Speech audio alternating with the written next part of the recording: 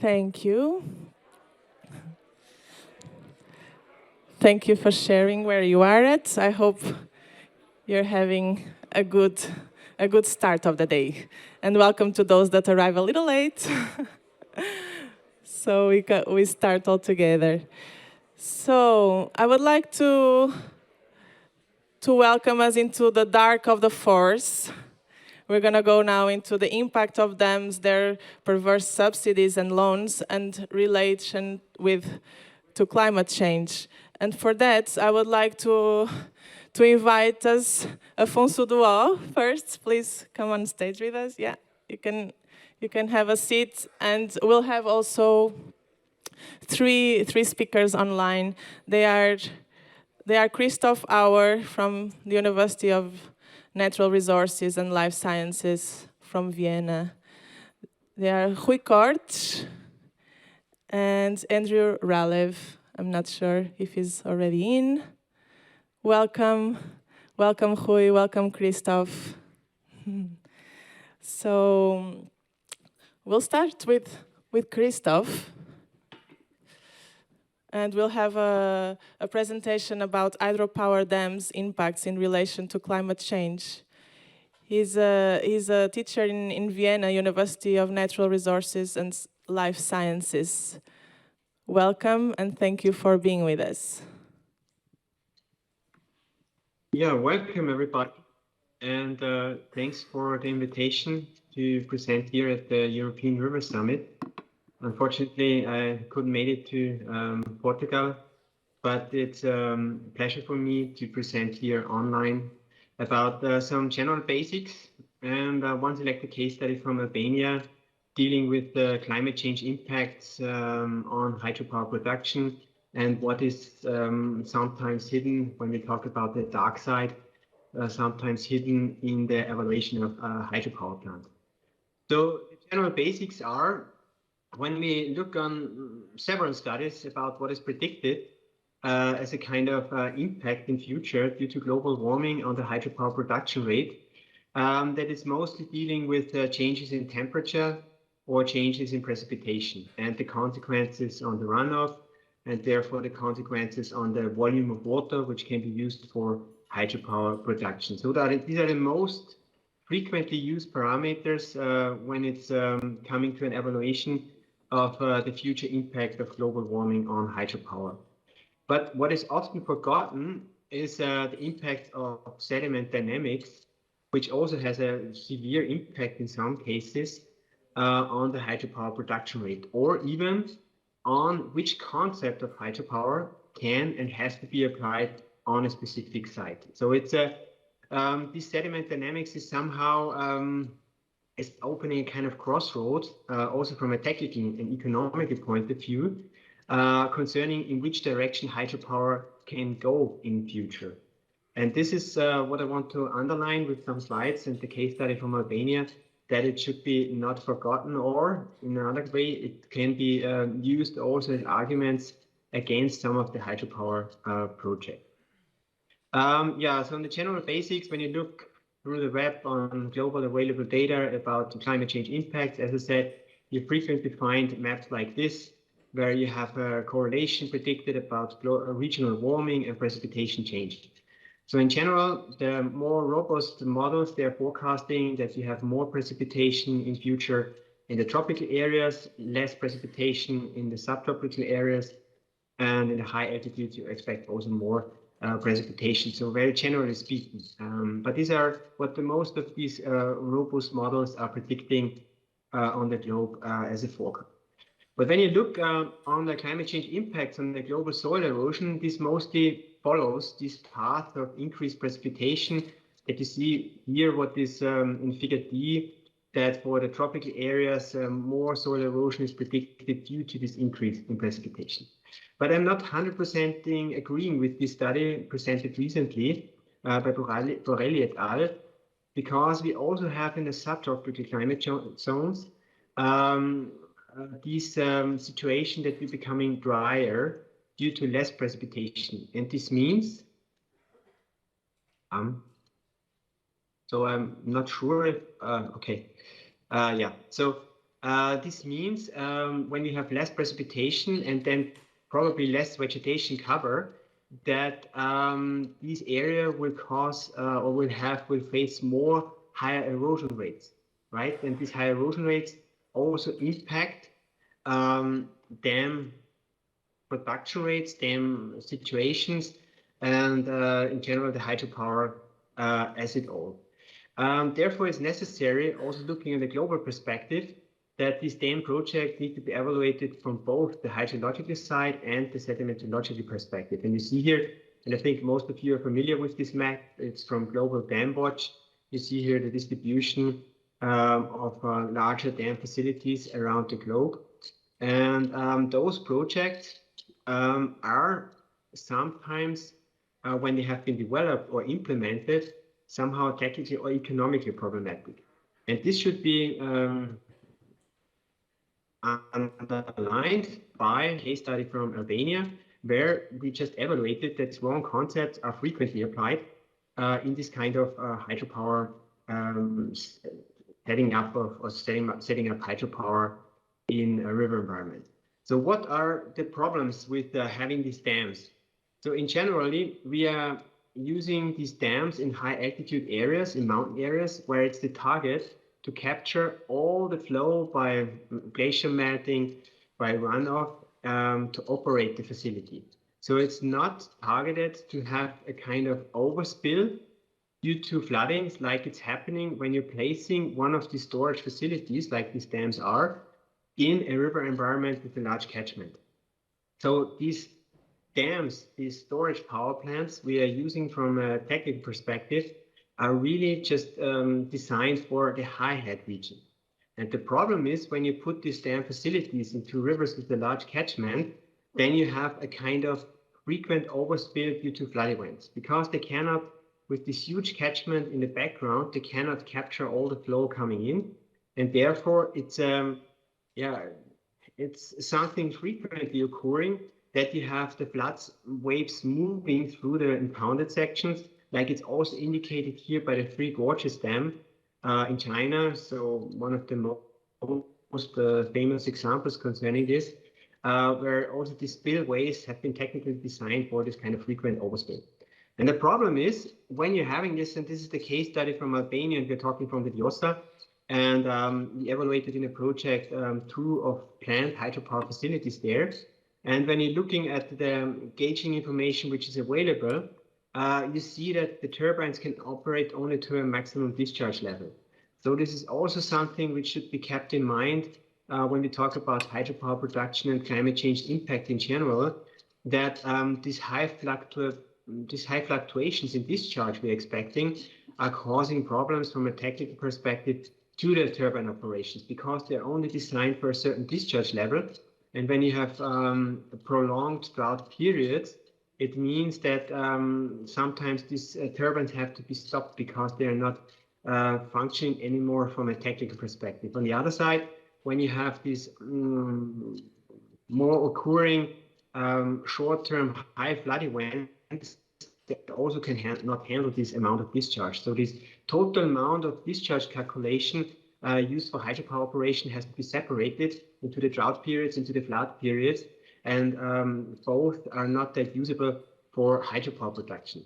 But in this case study, we specifically investigated the overflow via the spillways, like this picture shows from the Three Gorges Dam. And this means, as I said, it has an impact on the often neglected sediment dynamics also in the reservoir. Because the consequences, and I hope the video is now operating, this is one of the implemented sites in a model. So this is the Ilovats area in Diosa in Albania. So this means what you see now on the video is when the dam would have been put in place. So only a theoretical example. But here you see on the modeling approach how the sediments, the fine sediments, are distributed in a dynamic way in terms of an overspill of the dam facility. And so the particles are really moving, the fine particles, through the reservoir, depositing not only what is expected quite often, also from a technical perspective, at the inlet of the impounded section, but it is distributed everywhere, right? So this means when you have an overspill of a flood event over a dam facility, that you have, due to the continuity equation in physics, also a movement of the very fine particles through the impounded Please, section. Christoph, I have to interrupt you. Sorry, just a second, because your presentation is not going forward while you're speaking, and we guess you have more images to present, so you need to move it forward in your computer so we can see it, right? Christoph needs to do it in his own computer. Yeah. Can I say? Hello, Okay, Christoph. but I moved it forward. It was just a kind of tech interruption. Yeah, I have to restart my presentation. Christoph, we just see still the general image that you started with. Okay. Yeah. Okay. Yes. Okay. Yeah, there was a kind of it was not that it dropped out, right? But there was some technical problems occurring where I have seen a change in the presentation mode. And I continued presenting because I was expecting when there were some troubles that I would be interrupted. Sorry for that. But so I moved on. Yeah, as I said, I moved on with the slides. And yeah, so maybe yeah, very quickly, once again, what I said about these turbine operations and the problem with the overspill of the flood events through the dam facility.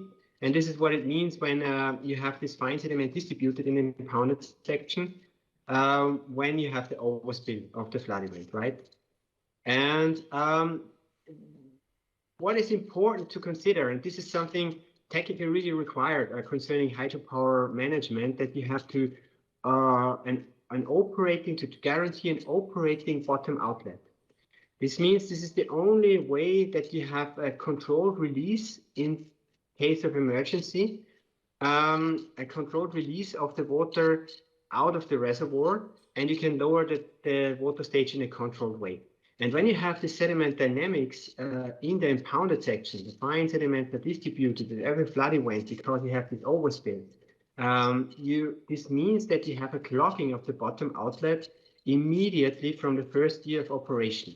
Yeah, so this critical point of the bottom outlet will be when you have this high sediment dynamics and this overspill over the dam. This clogging will occur quite frequently. Even the first year or the second or the third year of operation will cause these problems, and they are known problems. It's also in Albania. And in this study, we also investigated not only the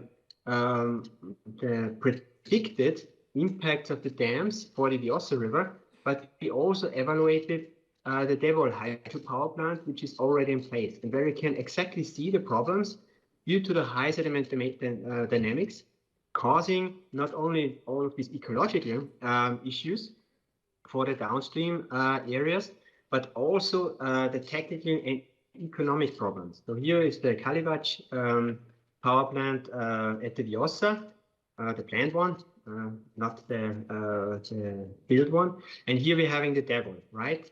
And exactly in Devol, you see what we have predicted in our study, what may happen for the Ilovats side. This huge deposition starting with the delta deposits at the inlet into the impounded section, and the lake deposit immediately at the bottom outlet due to the overspill of flood events over the dam. So we know now from this study and also from an international comparison about the sediment dynamics that is not only the evapotranspiration and the decrease in the runoff in the subtropical areas due to climate change, which is causing problems for the hydropower production or setting up project, but it's also the impact on the sediment dynamics, which need to be considered when you're setting up these hydropower plants in a certain way. And especially the discussion about which concept should be applied is very crucial, especially when we're coming to the role of the production rate, because the reservoirs and the dams, they are really needing this kind of volume behind the dam for the hydropower production. And this is just a picture from Austria showing what may happen if this takes some decades in Austria. about sedimentation, but in the subtropical areas around the globe, where you also can expect higher erosion rates, it means that these conditions can happen within a couple of years. So 2 years, 5 years, 10 years, we may come to a situation where the predicted production rate of the hydropower facility cannot be achieved anymore due to this loss of reservoir volume due to sedimentation. And we applied this as well for the prediction of the planned hydropower plants at the Vjosa. For example, Pocem would have been filled up within 30 or 40 years, and a Kalivat, a larger facility, within 45 to 60 years. But it needs also, besides the discussion about the single facility itself and how vulnerable it is concerning climate change impacts, to discuss on a larger scale, right? So what is the impact on the society due to a single facility? Because single facilities, the beneficial aspects are only to a limited group of people, mostly, when you're setting up these kind of hydropower plants. But the impact of these have to be taken often from the whole society. And in Albania, it would be like it was forecasted, especially the tourism, not have these kind of benefits like a small group, because as we know, these sediments in the rivers, they're very important for the beaches, right? We see this also in the Google Maps image here, the distribution of the fine sediments delivering this sandy material to the beaches. And we know on a global scale, huge problems we're having in Florida.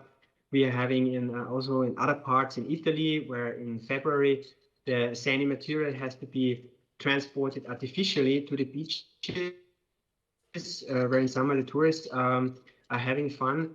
So because the sea is not delivering the sand, the sea is taking the sand, and the sandy material has to be delivered from the rivers. And this means when you're setting up such hydropower projects, it's also mandatory that you evaluate and you argue for what is the impact on the entire community, on the entire society in one of those regions.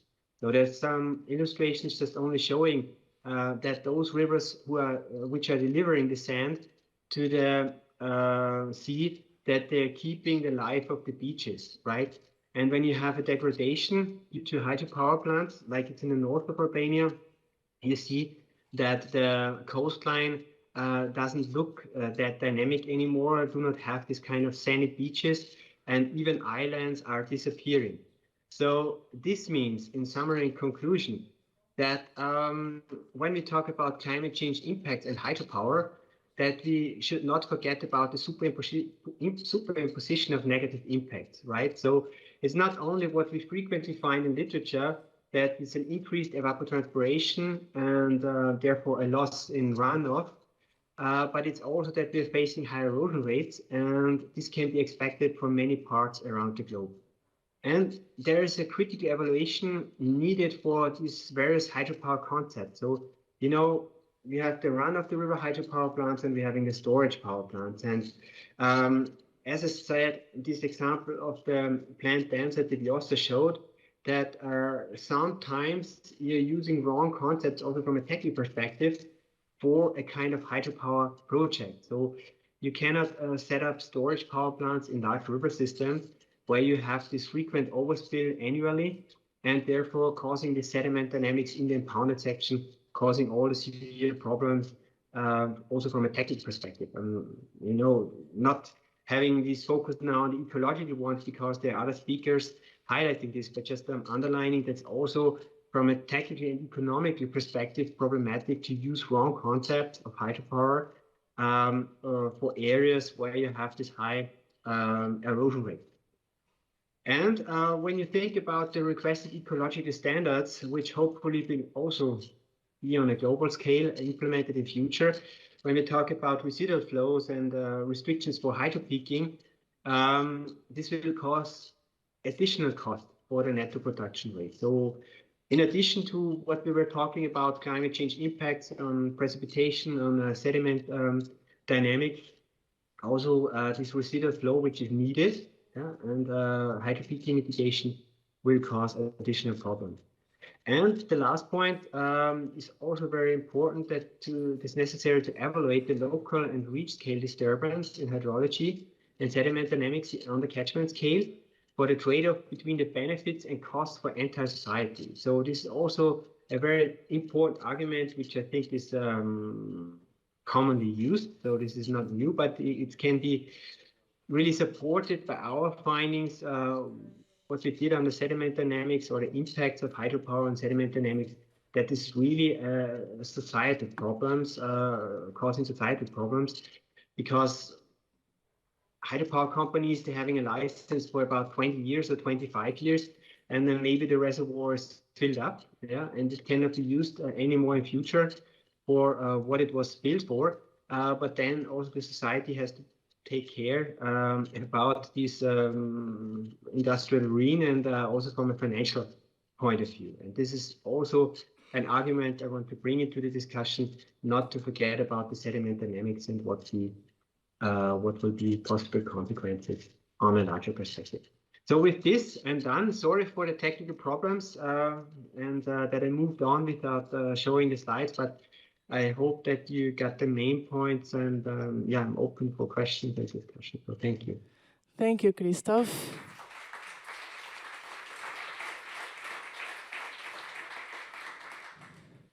Please stay with us. We're going to go into discussion after the next presentations. So I also would like to ask the audience to take notes if you have any questions to put to Christoph and in the other presentations as well. So we have time for everything in the end.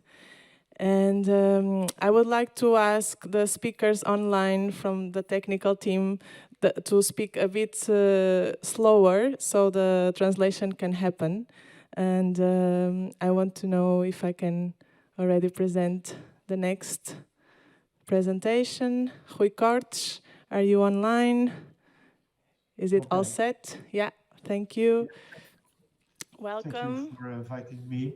Yeah, I just want to say that you come from Trás-os-Montes and Alto Douro from the university, and that you're currently dedicated to monitoring aquatic ecosystems with the relevance of bioindicators, and that river restoration and sustainable management, forest ecology has been a lot in your focus, and you have the damming problem of connecting rivers, a case of Douro River catchment to share with us today. And welcome and thank you. Please speak slow, please. Okay, I will try. Well, thank you for inviting me, and I'm glad to be here. I mean, with you, but online. Unfortunately, I couldn't go there by different reasons. Let me share you the presentation.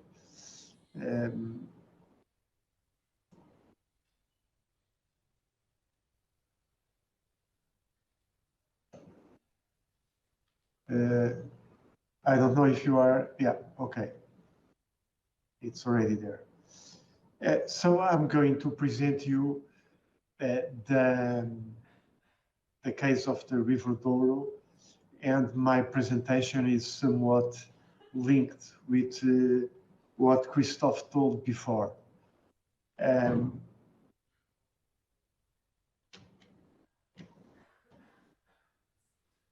Sorry. Okay. This is from Amber Project, where we can see the regulated rivers all over Europe, with the concentration of dams, layers, and other transversal structures. I mean, this does not mean that this graphic is totally correct, because in fact there are a huge number of transversal obstacles that are not that there is not information about. Particularly in Portugal, the number of dams that they are showed here, it's much below the real number. And that's the identification of the obstacles is in fact something that we need to do, at least in Portugal, but as well in other countries. You see here that, for instance, in Germany or Austria or Switzerland, there is much more information because, in fact, there is a high number of obstacles that are spread everywhere. It's very, very difficult to find a non-regulated river. We can see here from the left, this was a map provided by our environmental, the Ministry of Environment. And we can see here that it seems that there are much more dams in the south of Portugal, but the fact is that there is much more information about this number. It's necessary an inventory about the number of obstacles and how our rivers are impacted by these obstacles. On the right diagram, you can see here the main segments of rivers in the red, where it's necessary to implement schemes of special environmental flows. So there is a high number of segments that require the implementation of environmental flows in order to, in some way, to mitigate the fragmentation. In a way to try to reestablish the connection between the segments that are isolated by dams. So fragmentation it's a real problem. Other thing that is not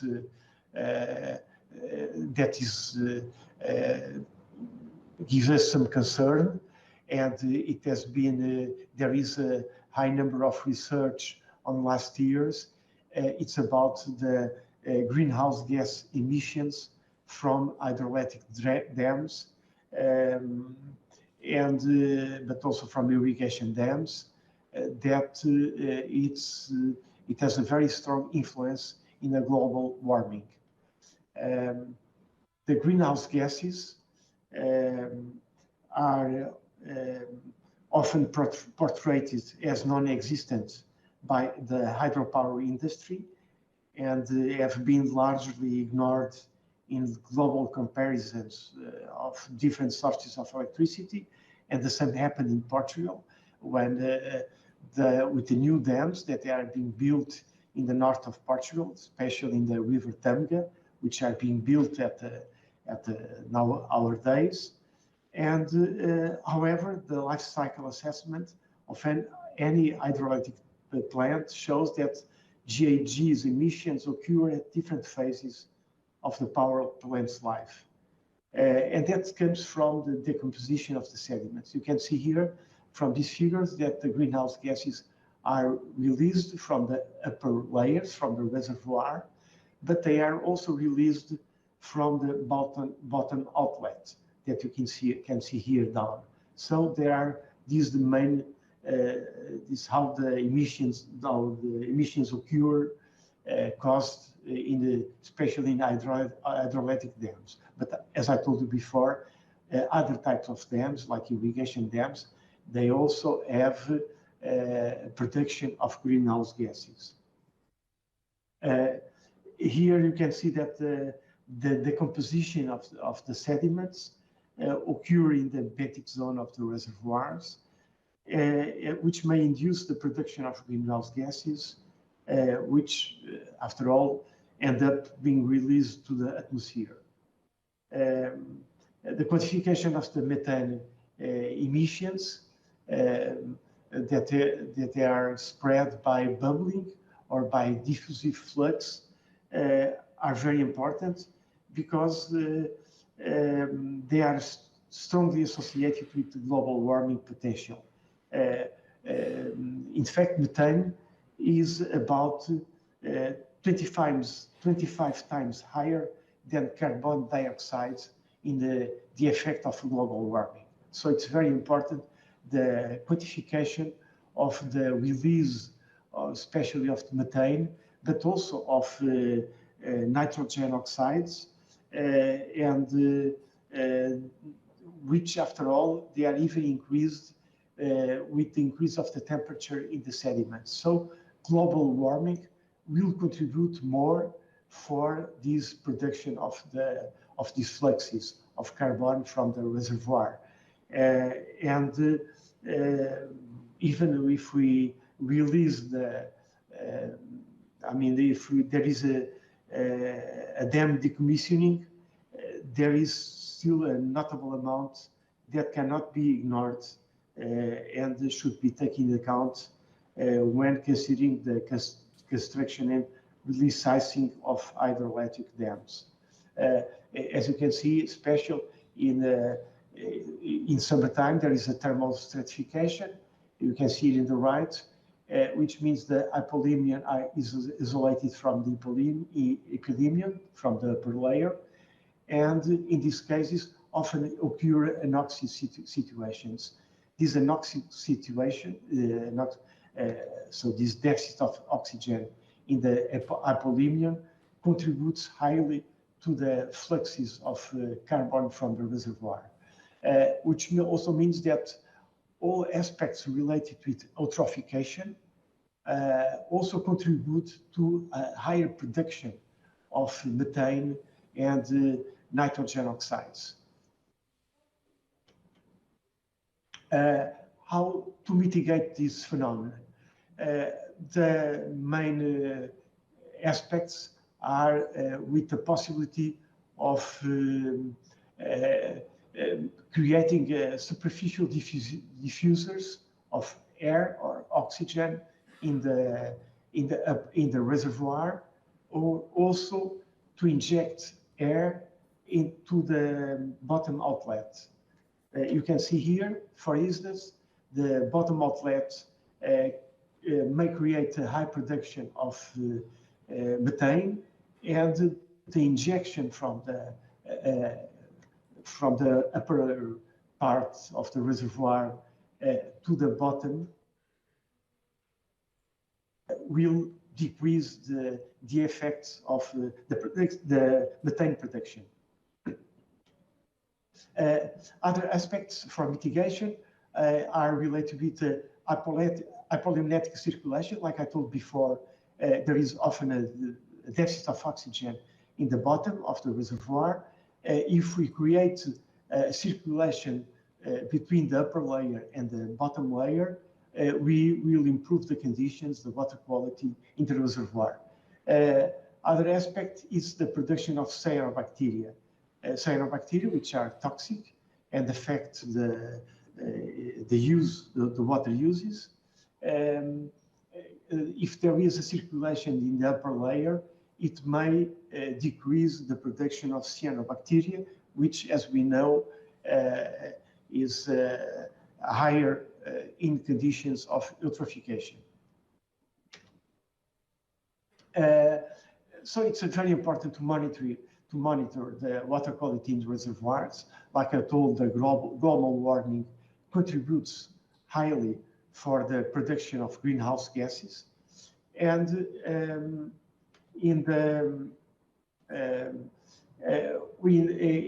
my university, we developed these type of systems which monitor continuously the conditions in the reservoir, the water quality, especially the cyanobacteria biomass.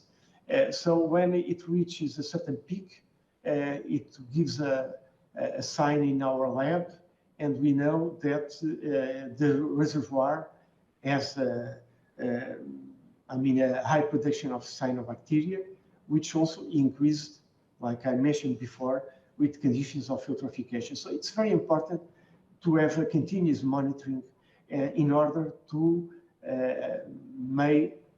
establish warnings in order when the quality decreases above a certain level. The impacts of dams, as we know, I mean, are very, there are multiple aspects related with the impacts, but one of the phenomena is the invasion of exotic organisms, macrophytes, which are necessary to extract and affects biodiversity and affects the, I mean, it even creates erosion because for the water fluxes, it creates a barrier to the fluxes, so it's going to impact and creates erosion in the banks. But it's not only the macrophytes, as we know, all type of animals are easily spread by lentic conditions created by the reservoirs. So how to improve river connectivity? The case of the Douro catchment. One of the aspects that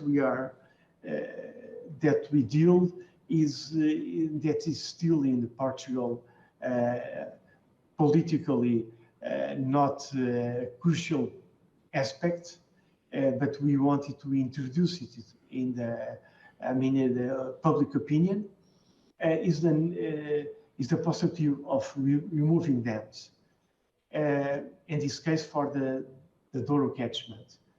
So the removal of dams is related or is important in order to decrease the fragmentation and to link habitats for aquatic species. For instance, fish species, they need different type of habitats in order to complete the life cycle and remove wires or dams will establish the connections in order that fish species may complete the life cycle, but also to improve the hydromorphological conditions in agreement with the Water Framework Directive, to avoid social conflicts, to improve water quality, to preserve hotspots for biodiversity, and to improve the ecosystem services. In the Douro, we, like I told before, there is a gap of information about the number of reservoir of the number of dams and wires. So after all, transversal obstacles. In our inventory in the Douro, we detected as medium or large dams 1,201. So they are pointed out here. And so that was the first aspect, to make this inventory. Afterwards, we established a multi-criteria removal model where we consider different criteria, connection between habitats, the connectivity, so the decreasing the fragmentation, to attain water quality, to promote socio-economic improvement, and to reach a good ecological status. So these are different criteria. Each criteria has different attributes, like we can see here. So we made the quantification of these attributes. Only the socio-economic attributes, they are not quantitative, but they are qualitative. There is a constraint, and the constraint is the dissemination of exotic species. This is a point that I have to sign, is that the removal dams in some cases may contribute for the dissemination of exotic species. So this is a constraint that was considered in our model. Afterwards, we can see here that it was possible to establish a hierarchy. Those ones with the red dots are the ones that are prioritized for dam removal. And we consider also that restriction about the invasive species. So here we can see the barriers with exotic species, which are with red dots, which can affect the removal of dams, can be a negative effect of the removal of dams. So generally are positive effects, but we have to consider these negative effects of the exotic species presence. So it was possible. Here you can see for the different tributaries of the Douro River, where in red are the dams that they are, that should be prioritized for dam removal. And it was possible. This is the River Arda, Rabassal, Tuela, this is the Tua system, and the Água da Coa, for instance, where you can see a more detailed image of the dams to be removed. In total, we considered here the top 20 obstacles that should be removed from the first one till the, not till the last one, but the first 20. We can see here that Tua catchment is the one that should be prioritized for dam removal, but also Tâmega, for instance, Arda, and so on. Unfortunately, the Tâmega River is the one where, at the moment, 3 big dams are being built, so it will even increase the effect of fragmentation. But you see that with that special multi-criteria model, we could prioritize the dams to be removed. This is very important, of course. Dr. Rui, I would like to ask you to come to a conclusion because we are running out of time. So please, if you can come to a conclusion. And like Christoph told before, all the dams have a lifetime, and that lifetime is related with sedimentation, with erosion effects. We related that especially the Mediterranean climates with forest fires. And in areas of the forest fires, there is a higher erosion and, of course, higher input of sediments into the reservoir. When that amount of sediments exceeds a certain level, of course, the dams are not useful anymore. And so they have a time. We could see here, for instance, that the relation between forest fire frequency and soil loss. And we could establish a siltation risk. We can see here that in the red, River Sousa, Tâmega, Paiva, in some way also Corgo, are the areas where the siltation risk is higher. So that will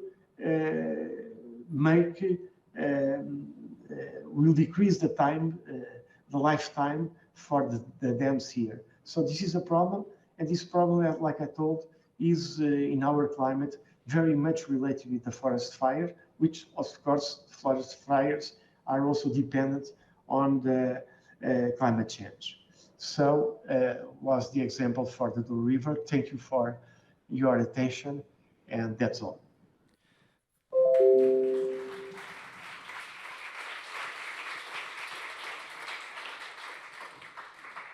Thank you, Rui, for your presentation.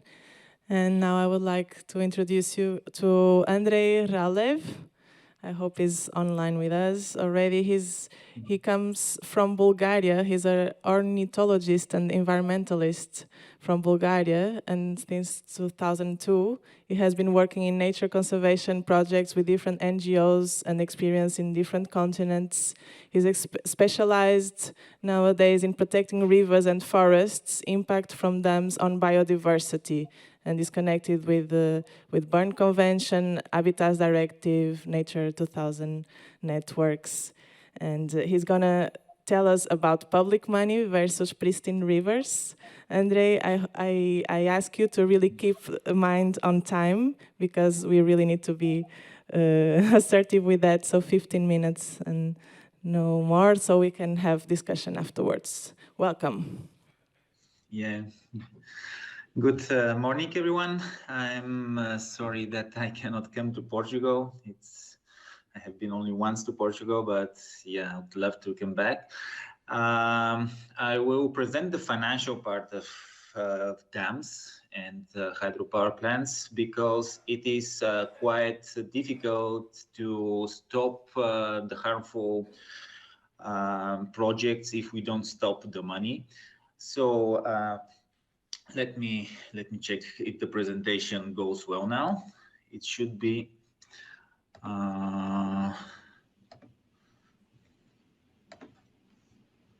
Yes. Is everything okay now? Do you see it? Yes, now we see it. Yes. Great. So I will present to you the problems with one particular bank, and this comes very well after the previous presentation because the Tamega dams in Portugal are also financed by the European Investment Bank. So in 2021, this year, currently, the European Investment Bank is revising its environmental and social policies. And the financed and planned hydropower plants, which are directly or indirectly financed by EIB, show how much these environmental and social standards, in fact, have to change. And yes, the report was developed by Bankwatch and Euronatur in October this year. And it tackles on three main issues: biodiversity, financial intermediaries, and indigenous people. And we have 7 hydropower case studies from Central and Eastern Europe. I will present them later. Andre, can you put it in presentation mode so we can see the full screen, please? Isn't it in a presentation mode? No, it's in PowerPoint mode. If you can do it, if it's easy, otherwise we keep it like that. Yeah. Well, in fact, I'm not sure how to do that right now. Do you see the second slide right now? The report on EIB? No, we are still with an aerial picture. Yeah, now we see it. Yeah. Now you see it, right? Yeah. This is the second slide. Yeah, I'm sorry. It's okay. So, yes. So a bit on Bankwatch network. We are a group of 16 environmental NGOs from 14 different countries in Central and Eastern Europe, and we're working to prevent the environmental and social impacts of international finance and to promote alternative solutions and public participation. Primarily, we're watching the European Investment Bank, the European Bank for Reconstruction and Development, the Asian Development Bank, and the EU funds. So the European Investment Bank calls itself the Climate Bank, and it says that it is tackling the global biodiversity crisis. Here is some news from the COP26 in Glasgow. The EIB joins the Global Development Bank movement to protect the environment. But in fact, it's a bit far from what it says on its website. It is the largest multilateral lender in the world with over 66 billion euros in 2020. But there are a lot of controversial projects, and many of them are hydropower projects. In fact, since 2010, we have found out that 42 direct investments include some hydropower, but we're not sure exactly which hydropower plants because there's lack of public information. And there are many more, maybe hundreds of small hydropower plants, which are going through the so-called intermediaries. In Southeast Europe, we found out 27 of these small plants. So now I'll go quickly through the 7 case studies very quickly. This one is from Bulgaria, the Blagoevgradska Bistrica hydropower plant. It is built on the drinking pipelines of the town of Blagoevgrad. It has 8 hydropower plants. And at the beginning, it didn't seem to be a problematic plant because it was not going to use more water than what is used for drinking of the town. But in fact, we figured out that it is illegally using more water. And in the construction, you can see down there to the right, a pipeline which diverts back the water from the lowest hydropower plant. So in fact, it was taking more water than needed and bringing it back just after the last plant. So for more than 10 kilometers, the river was dry or almost dry, which led to the huge problems for biodiversity, for the trout populations, for stone crayfish, for the otter in the river. And as there was no environmental impact assessment and the European Investment Bank financed the plant only when it was already built, it was in fact very difficult to do anything. Right now, we're in a process to get involved, the bank. The other one is the Ilovats plant in Croatia, which was built through the Croatian Development Bank as an intermediary, and it has this commercial bank has 31 court cases for public disclosure. So it is one of the most non-transparent banks, and the European Investment Bank used it as an intermediary. So you can see that there were some natural waterfalls in the river here, but the dam was built bigger than, higher than planned, and in fact, it is now a barrier for fish. And scientific studies show that the fast water species are disappearing, and many of these are protected in Natura 2000. So the environmental impact assessment was of very poor quality, and even it was not public to the European Investment Bank nor to the public. One dam you probably have heard of. Fortunately, we have managed to stop it up to now. It's the Nenskra Dam in Georgia. More than $1 billion is the whole budget, of which 150 billion are already signed by the European Investment Bank, but they're not disclosed. It is going to flood, as you see here, pristine forests and free-flowing rivers. There's a Bern Convention complaint on that. And the internal mechanisms, compliance mechanisms of European Investment Bank show that it is non-compliant to the indigenous people there, and because of lack of alternative analysis. Right now, we are in the procedures of working out to get completely rid of this financing of the dam from European Investment Bank. The Mojanska dams, there are 3 dams in Montenegro, were built in a regional park, in an emerald site, in a proposed Natura 2000 site. And as you can see in the photo to the right, for two consecutive years, the river was completely dry. We sent signals to the inspectorate, and it found no problems. It found no problems because it says that there is a fish passage, there is some water passing through the fish passage. It doesn't matter that this fish passage is more for kangaroos than for fish, because the fish has to jump from one stone to another to get to the fish passage. Anyway, this shows that if the European Investment Bank leaves the due diligence and monitoring to the national authorities and to the commercial banks that give the funding at the end, there is no control at all. Especially problematic is in non-EU countries where no appropriate assessments have been done. And this shows that the European Investment Bank has some rules for EU countries, but for outside the EU, the rules are much less strict. The Tiarce and Brză Vodă cascades in Northern Macedonia, small plants, but big damage. 6 hydropower plants completely built on more than 10 kilometers of rivers, and the problem is that it's in the middle of the new Sharpland in a national park. So as you can see in this photo, it's even when the plants are not working and not producing electricity, they're still blocking the fish migration. The fish passage to the right is not suitable for fish, as you may imagine. Also, the new roads which were built in the Shetland National Park for these hydropower plants are used now for logging. So there's indirect impact on the environment also.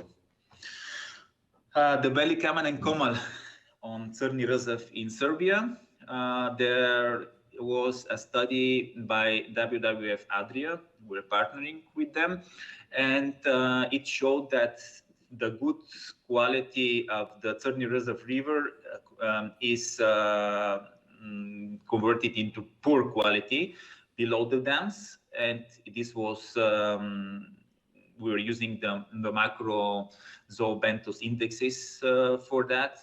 And basically there is river sickness because of the construction of the plants. There is the most interesting thing about these plants is that there is less fish, especially below the lowest plant, not between the intake and the plants, but below the lowest plant. And there is some pollution problem releasing below the lowest plant. And the last case study is another very big project connected with the nuclear power. It is the Teslig hydro pump storage plant in Ukraine. It already illegally flooded part of a national park. And there's a project for another additional flooding by making the dam even bigger. And right now, the Ministry of Environment has refused the environmental impact assessment, but Energoatom are making new studies, and they will release a new environmental impact assessment. And the most crazy thing about all that is that even though it is flooding a national park, the European Investment Bank is still considering financing it. It is not signed, but it's still considering. It's not out of it. So the last slides are about our recommendations to the EIB policy review. They're very important because if they change their policies, maybe we won't have such problems.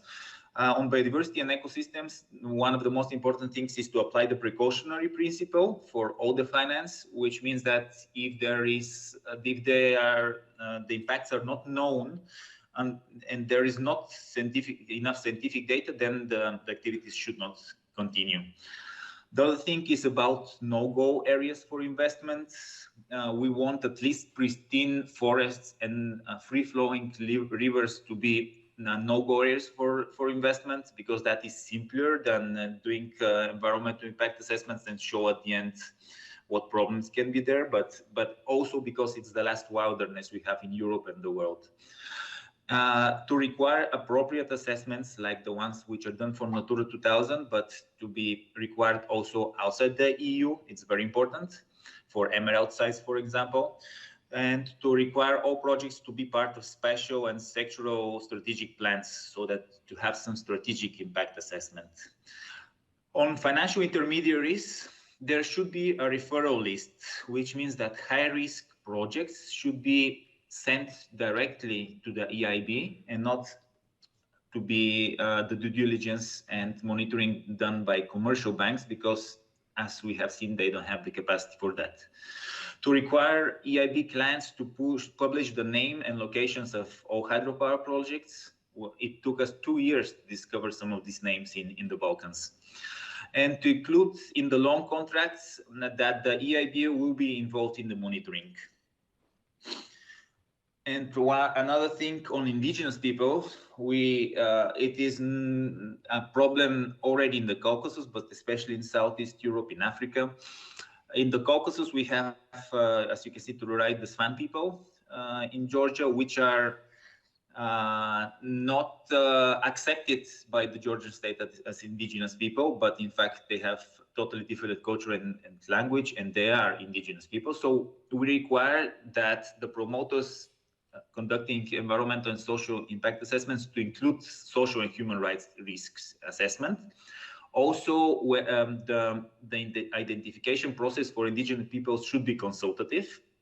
they should participate in the process of identification and not only ask some university professor to say if they're indigenous people or not, and clearly articulate who is responsible for obtaining free, prior, and informed consent from indigenous people.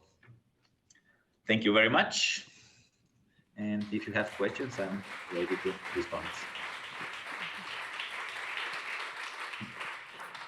Thank you very much, Andre, to be on time with us. And I would like to welcome Afonso here with us in presence. Also, thank you for the courage of being online and for organizing this, even when we cannot have everyone here. It's great to have your contributions from where you are. And Afonso Duó comes from Algarve. He's the coordinator of freshwater for the WWF since 2018, and he's dedicated over 20 years of work in freshwater resources and climate risks, including international experience at the European Commission, World Water Council, and other NGOs. And he's gonna tell us about transboundary river basins in Iberian cooperation in the context of climate change. Welcome and thank you. Está a funcionar? Tá. Bom dia a todos. I'm not an hologram, I'm here. Good to see you all. Also, because of that gathering that it's not so common in the last couple of years, I'm really going to skip this really quickly because I want to hear from you guys and let's chat about it. So I'll take not more than 14 minutes. First, just to pick up on what Andre was saying, it's amazing how Portugal is building a big dam, Pisão. I don't know if you've talked about this yesterday. So in the European Union, the European Commission is financing a big dam just 100 kilometers east of Lisbon. So, you know, it's not just happening outside the EU. Okay, I'm not talking about dams. Lorenzo, my colleague here, you'll see a lot of him in the next couple of months, I hope. I'm just talking about how cooperation works or not between Portugal and Spain, because we pretty much depend on each other on this. So picking up on a little example of how things get worse, of course, when there is aridity, as it happens in the south of Portugal and in the south of Spain as well.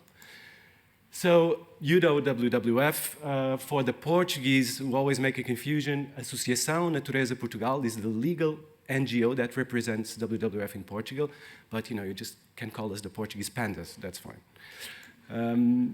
So basically we work in different fields. I'm going to go really fast through this. We have different topics working on water, not just dam removal, but it's part of our top priorities. We have a few major projects running, and it's not there, but we have this new one on dam removal where Lorenzo is working, and we'll come back to that later on.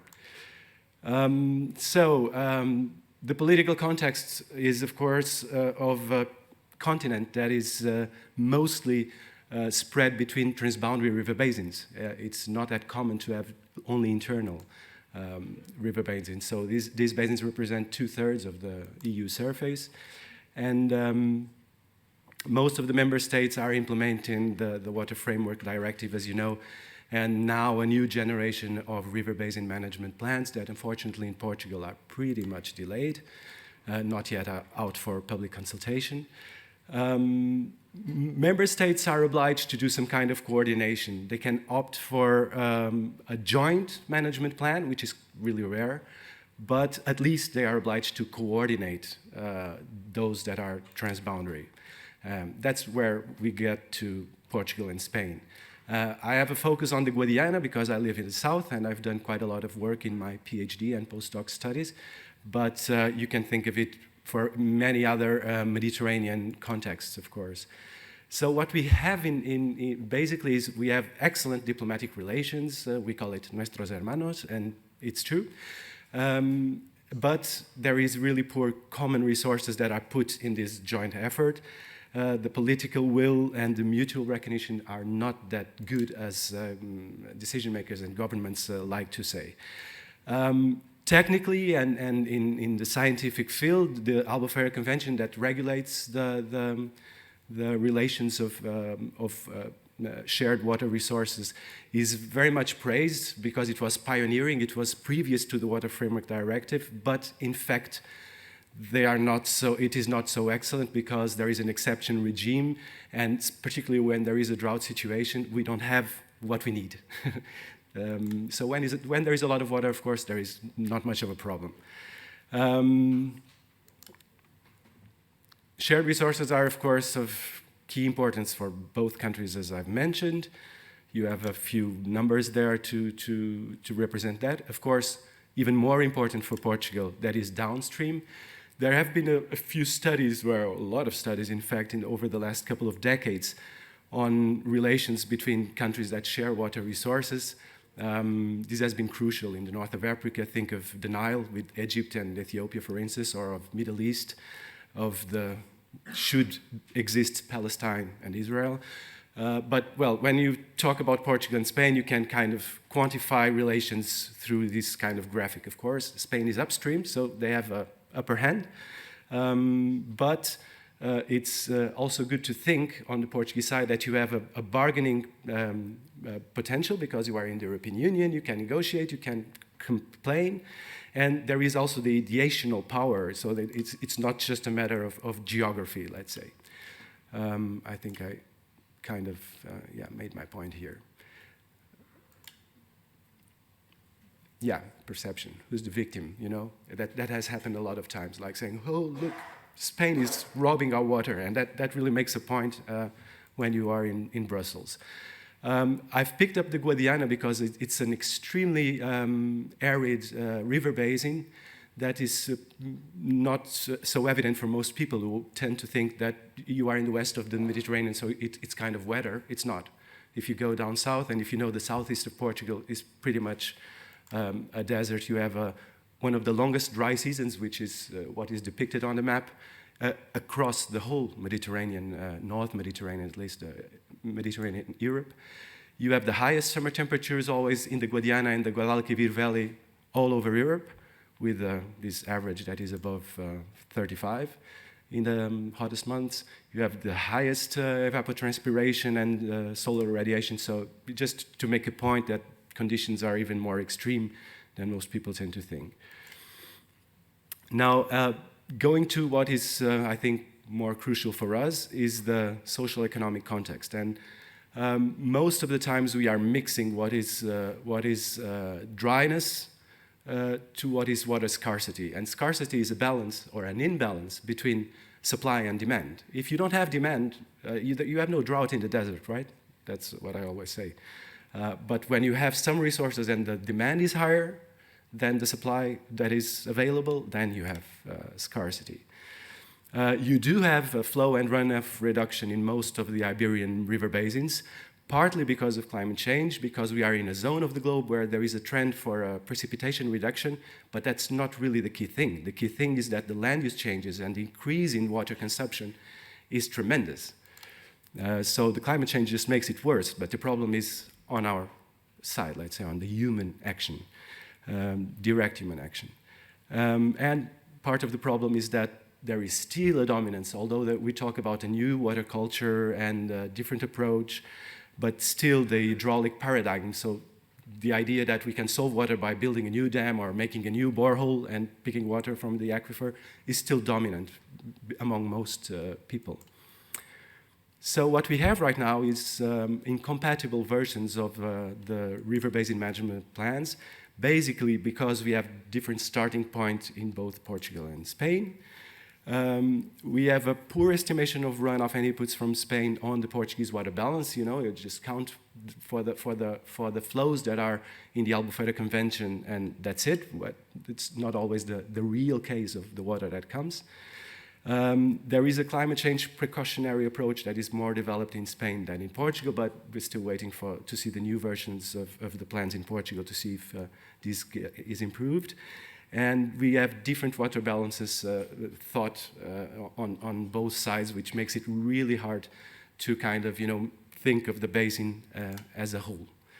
And monitoring problems in Portugal because of the series of weather stations that were interrupted. But again, just to close this, in Portugal, we basically lack in the plans the water allocation, let's say the chapter in the planning. There is no real cross-border public participation. It is higher in Spain, but what really interests me is that there is no cross-border. This is just when there are the public consultation sessions, usually they are in Portugal and they invite the decision makers from Spain and that's it. But I would like to see one session on the border with the local people from both countries. It hasn't happened yet, really. And there are several drought mitigation measures in Spain, while in Portugal there is only like a national drought management plan and relief measures when things get tough, basically. And the investment budget is really different as you can see the numbers from the previous river basin management plan. Although this doesn't mean much because us in Portugal, also in Spain, most of it wasn't really implemented. And finally, what we analyzed as institutional shortages for a joint, ideal coordinated river basin management plan is that the Albufeira Convention should have a permanent secretariat that was agreed between governments in 2008 but was never set up. The lack of regional and river basin empowerment in Portugal, the regional conflictuality that exists in Spain between the comunidades autónomas and the national state. And just to conclude that just aiming at a single unified ideal river basin management plan, it's not really the solution. I just quote this, that watersheds may not be appropriate in cases where rescaling, you can read it, but the idea is that making a new great plan is not really the key solution. It's more important to coordinate things that are already implemented. Final highlight, just to tell you that we are very likely organizing this event next year with the World Fish Migration Foundation, and we're glad to do it. That's where Lorenzo will be taking the floor, and I'll be stepping down. And finally, you probably remember, some of you might remember this. This was the logo that was created for Portugal and Spain to run for the World Cup football 2018, I think. We lost that one.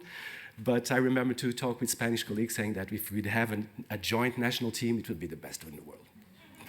That's it. Obrigado.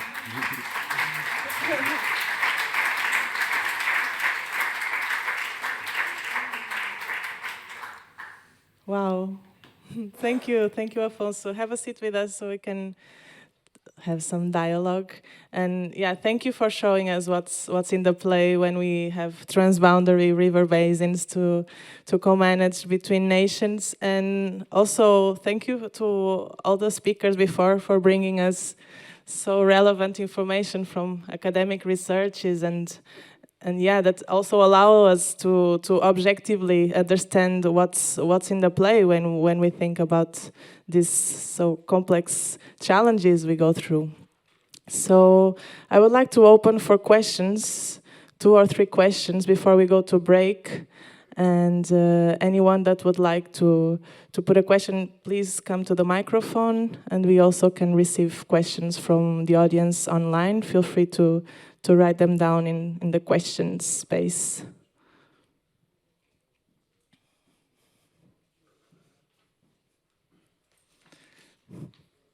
Anyone with questions or comments, please feel free to come.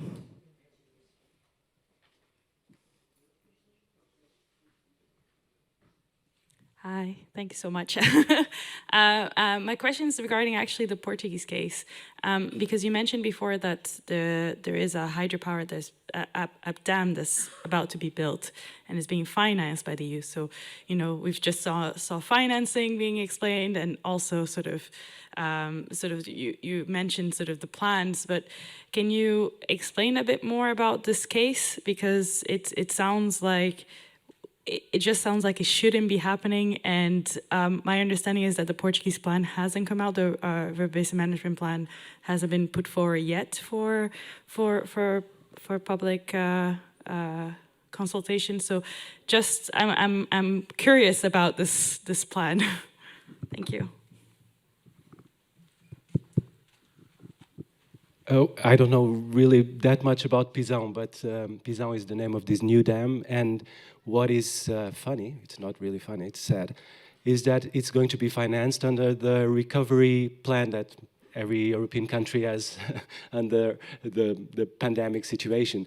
So it's not only tagged, it's financed by the recovery plan, and it's most likely tagged as a climate change adaptation measure, which is unbelievable for me, but anyway. So that's, as far as I know, it was approved already. That's another thing, is it was approved already, although there is an environmental assessment that has to be run previously.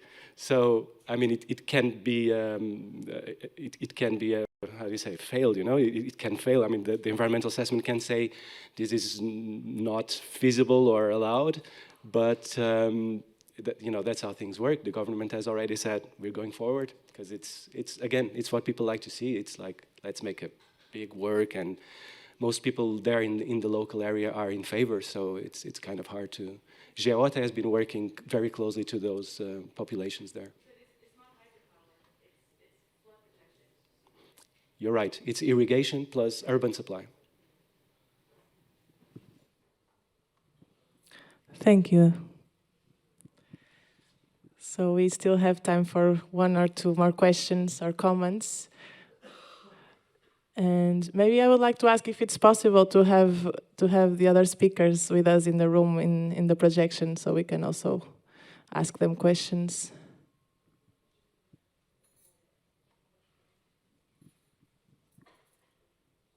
Hi. I would have the question on financing. So how big is the risk that if we just from the European Bank and World Bank just step out of these projects, that China just will step in, and at the end they will just build the same thing without any protections, or even a worse solution? So, and what would be our mitigation to that? So I understand that we should get out of this financing, but so how can we prevent others to step in? Thank you. Andre, would you like to answer to this one? Could you repeat the first part of the question? I'm very sorry, but I couldn't hear it well here. Yeah, sorry, the micro was... Now it's better, yeah. Yeah, the mic was off at the beginning. So my question was, how big is the risk that just, for instance, China will step into the financing of hydropower installations if the World Bank, if the European Investment Bank will go out of that, and that at the end we even get worse solutions then? So what is our mitigation strategy to prevent stepping even worse investors into the gap we leave than from the European or from the world side? Yes, that's a very good question. We have some cases like this in the Balkans where we managed to get out the European Bank for Reconstruction and Development, and then there was some Chinese investment which was proposed. In fact, there are different tactics and different ways to communicate with the Chinese financiers. But yesterday I had a call, for example, with Friends of the Earth US, and one very good tactic would be to make a partnership with organizations which are working specifically with other financial instruments. And in fact, the Chinese banks have somehow accepted that there should be no-go areas. So at least they have this understanding a little bit more than the European Investment Bank. The other very key thing is to have long-term protection of the rivers. So in the case of the Balkans, again, we need a strong emerald network, which protects the most important river stretches for the protected species of fish, for example, the Danube salmon, and so on. So once it is protected and included in protected areas, it doesn't matter where the financing comes from. These plans should not go forward. And last but not least, we were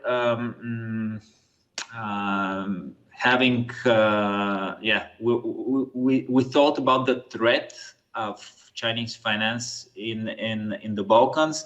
It hasn't been so strong lately as it was expected.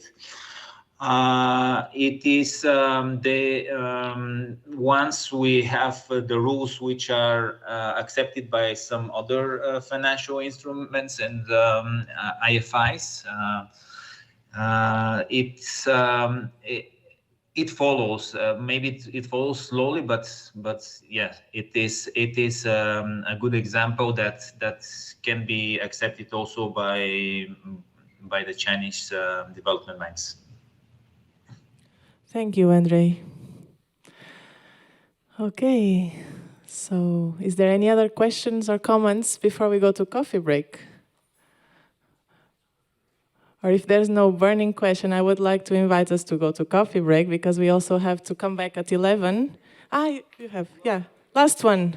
Let's hear that. Hi, thank you. One really short question regarding the greenhouse gases, because basically every power plant, being it coal or natural gas, needs to have a carbon budget. Is there any plan or is there any need for hydropower plants to do the same with their gas or greenhouse gas emissions anywhere in the world? Thank you. Anyone? Maybe Christoph, would you like to answer this one? Yeah, as far as I know, it's not needed for the moment, right? So it's not, which is addressed by the hydropower companies, but I think the presentation from Rui showed this quite in a nice way that it is an issue, and it needs to be evaluated, right? So but as far as I know, it's not implemented in any evaluation process of hydropower plants. This carbon and methane issue, which causes further emissions. Thank you, Christoph. Maybe just shortly on that, the EU taxonomy process, which gives something like a green label to energy investments, is considering right now if to evaluate the greenhouse emissions from dams. So it's been talked about it in the EU. Thank you, Andrei, and thank you for being with us for this session. And I hope you enjoy the coffee break. We'll hear the gong at 11, so we start on time and we keep the program also in coordination with other things that are happening in Gulbenkian. So thank you for coming back on time. See you.